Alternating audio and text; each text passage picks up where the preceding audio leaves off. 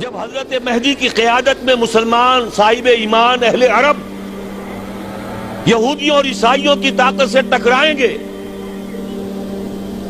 تو ان کی مدد کے لیے دو جانب سے اللہ تعالیٰ کچھ بھیجیں گے مدد. ایک تو آخری مرحلے میں مدد آئے گی حضرت مسیح عیسیٰ ابن مریم کا نزول، جو یہودیوں کی طرف رسول بنا کر بھیجے گئے تھے.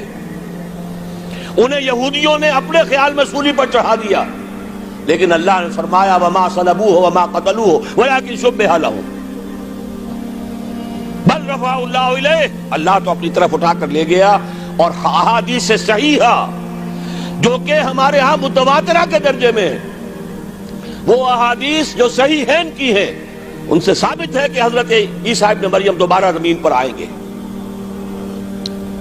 اور یہودیوں کا سب سے بڑا سرغنہ جو خود مسیح ہونے ہی کا دعویٰ کر رہا ہوگا، مسیح الدجال، اسے حضرت مسیح قتل کریں گے. لیکن ایک دوسری حدیث سے معلوم ہوتا ہے کہ مشرق سے فوجیں آئیں گی حضرت مہدی کی مدد کے لیے. یخرجون ناس من المشرق یؤدون للمہدی یعنی سلطانہ. مشرق کی طرف سے فوجیں آئیں گی کہ جو مہدی کی حکومت کو مستحکم کریں گی. خراسان کا لفظ آتا ہے ایک دوسری حدیث میں. خراسان سے سیاہ عالم چلیں گے، انہیں کوئی نہیں روک سکے گا یہاں تک کہ وہ یروشلم میں جا کر نصب ہو جائیں گے. اور حضور کے زمانے میں اچھی طرح سمجھ لیجئے، ہند کسے کہتے تھے حضور کے زمانے میں؟ پاکستان ہند میں شامل نہیں تھا.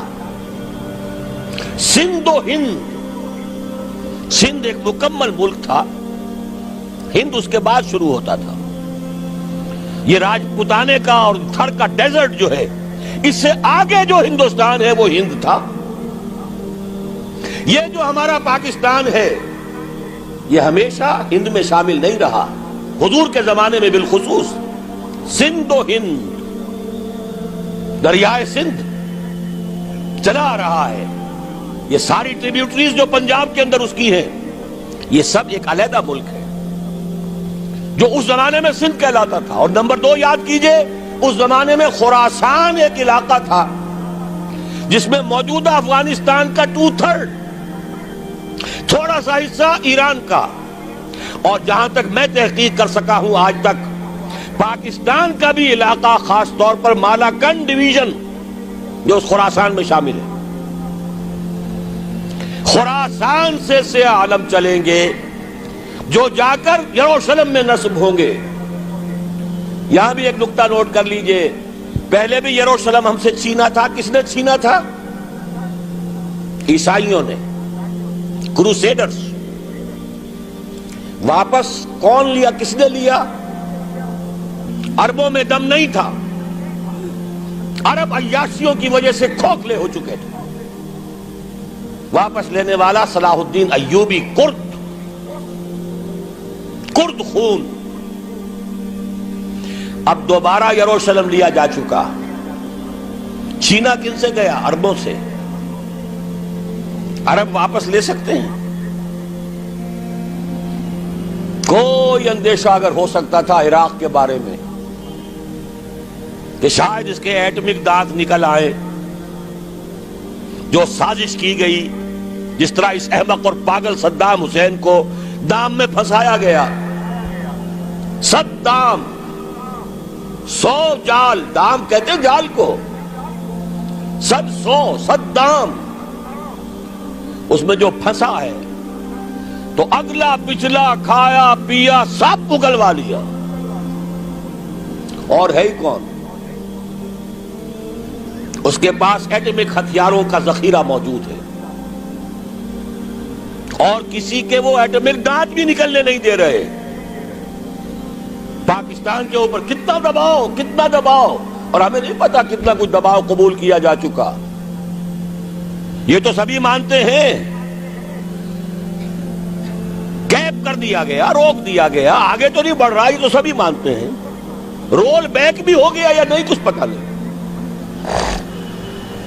لیکن کسی صورت یہ نہیں تسلیم کریں گے، قبول کریں گے کہ کسی مسلمان ملک کے پاس ایٹم بم آ جائے.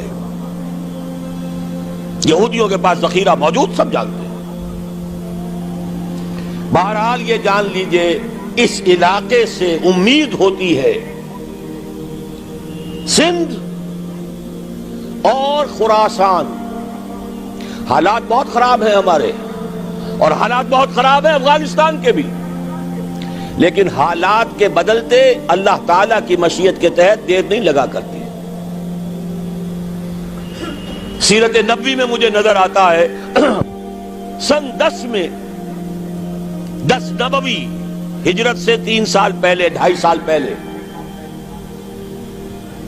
کہیں سے کوئی امید کی کرن نظر نہیں آتی تھی کہ عرب میں اسلامی حکومت قائم ہو جائے گی. 10 برس ہو چکے محمد الرسول اللہ کو دعوت دیتے ہوئے، اور ابھی تک بمشکل 125 آدمی ہے. اپنے بل پر اپنے طاقت پر مکے میں رہ بھی نہیں سکتے. کیسے ہو جائے گا؟ کہاں سے ہو جائے گا؟ میں آج پوچھتا ہوں، کوئی سر بتائے کہیں سے کوئی امید کی کرن اس وقت نظر آتی ہے؟ اس ماحول میں لے جائیے.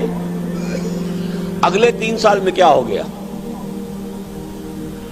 پہلے سال 6، اگلے سال 12، اس سے اگلے سال 72، اور بیعت عقبہ ثانیہ ہجرت، اور وہاں سے اب حضور کی طرف سے انیشیٹ شروع ہو گیا، انیشیٹو. تو ہم نہیں کہہ سکتے اللہ تعالیٰ کی قدرت، اللہ کی مشیت. یہ یقین ہے کہ دنیا کے خاتمے سے پہلے نظام خلافت قائم ہوگا، اور تمام دنیا میں ہوگا. ظاہر ہے کہیں پہلے کسی ایک جگہ سے ہوگا، جیسے حضور کے زمانے میں ہوا. اگر بیک وقت پوری دنیا میں ہو سکتا تو حضور کے دست مبارک سے ہوتا. اگر حضور کے دست مبارک سے بھی ایک ملک میں ہوا، جزیرہ نما عرب میں ہوا، پھر حضور کے امتی ہیں نا، ابو بکر ہیں، عمر ہے، عثمان ہے، صحابہ کرام کی فوجیں نکلی ہیں، امتی ہیں. امتیوں کے ہاتھوں اس کی توسیع ہوئی. اب بھی یہی ہوگا، کسی ایک علاقے میں ہوگا. میرا گمان ہے، میں یہ یقین سے نہیں کہہ سکتا. گمان بھی میرا ان احادیث کی روشنی میں ہے جو میں نے آپ کو بتا دی اور موجود ہے اس کتابچے کے اندر. علامہ اقبال نے بھی انہی کے حوالے سے کئی کہا ہے، میرے عرب کو آئی ٹھنڈی ہوا جہاں سے، میرا وطن وہی ہے، میرا وطن وہی ہے. اس علاقے سے کچھ ہونے والا ہے اور ہوگا انشاءاللہ. میری زندگی میں نہ ہو، آپ کی زندگی میں نہ ہو، کوئی پرواہ نہیں. حضرت حمزہ تو شہید ہو گئے غزوہ احد میں. 5 سال کے بعد حضور مکے میں داخل ہوئے ہیں فاتح کی حیثیت سے. حضرت حمزہ کی نگاہوں نے، ان آنکھوں نے تو نہیں دیکھا، عالم ارواح میں اللہ نے کیا مشاہدہ کرایا ہوگا انہیں، وہ تو ہمیں معلوم نہیں. بعض صحابہ شہید کر دیے گئے مکے ہی میں. بہت بڑی کامیابی. اپنی جان لگا دیں، اپنے آپ کو کھپا دیں، اپنے آپ کو مٹا دیں. جس طرح روڑی کوٹ کر بنیادوں میں بھر دی جاتی ہے، ہماری ہڈیوں کا چورا بنا کر اور ہمارے خون کے اندر اسے گوندھ کر اگر وہاں ڈال دیا جائے، اس سے بڑی سعادت کوئی نہیں. اس پر تعمیر ہو خلافت علی منہاج النبوہ کی، ہم اس کی بنیاد کے اندر دفن ہو جائیں، یہی بہت بڑی سعادت ہے. لیکن یہ ہوگا. میں نے عرض کیا تھا کہ یقین ہے مجھے کہ ہوگا، اور ہر صاحب ایمان کو یقین ہونا چاہیے کہ ہوگا. باقی یہ کہ یہ آثار ہیں اور احادیث بھی ہیں، اور 400 برس کی تاریخ بھی بتاتی ہے کہ یہیں سے ہوگا. 1000 برس تک سارے مجددین امت عالم عرب میں پیدا ہوئے. 11ویں صدی کا مجدد اعظم شیخ احمد سرہندی کہاں دفن ہے؟ سرہند میں، ہندوستان میں. 12ویں صدی کا مجدد اعظم شاہ ولی اللہ دہلوی کہاں دفن ہے؟ دہلی میں. 13ویں صدی کا مجدد اعظم سید احمد بریلوی، ان کی تو قبر بھی معلوم نہیں، لیکن ان کا خون جذب ہوا دریائے کنہار میں، اور ان کے سینکڑوں ساتھیوں کی لاشیں اس بالا کوٹ کے مقام پر.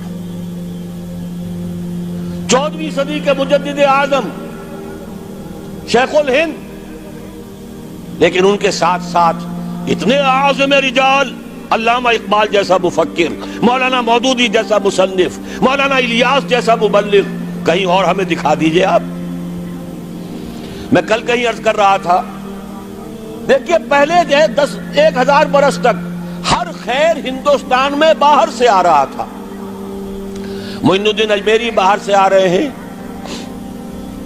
شیخ علی حجویری باہر سے آ رہے ہیں، سندھ میں جتنے اولیاء دفن ہیں سب کے سب باہر سے، ایران سے چلے آ رہے ہیں۔ لیکن جیسے ہی 11ویں صدی شروع ہوئی، ریورس ہو گیا آرڈر۔ اب سلسلہ مجددیہ نقشبندیہ اب ہندوستان سے نکل کر پھیل رہا ہے۔ پورا افغانستان، پورا ترکستان، تمام یہ ترک ریاستیں جو آزاد ہوئی ہیں ابھی USSR کے خاتمے کے بعد، یہاں تک کہ سائپرس، جزیرہ قبرص، پورا ترکی جو اب بھی ہے موجودہ ترکی، سلسلہ مجددیہ نقشبندیہ کہاں سے چلا؟ ہندوستان سے پھیل گیا پورے عالم اسلام۔ مفکر، علماء دین اور تمام علوم دینی کا مجدد شاہ ولی اللہ دہلوی، خالص ترین جہاد فی سبیل اللہ دور صحابہ کے بعد جماعت مجاہدین جام شہادت نوش کیا، سینکڑوں ہمارے مجاہدین۔ پھر 14ویں صدی میں اقبال جیسا مفکر، مودودی جیسا، دوبارہ دوہرا رہا ہوں، مصنف، مولانا الیاس جیسا مبلغ مجھے تو کہیں نظر نہیں آتا۔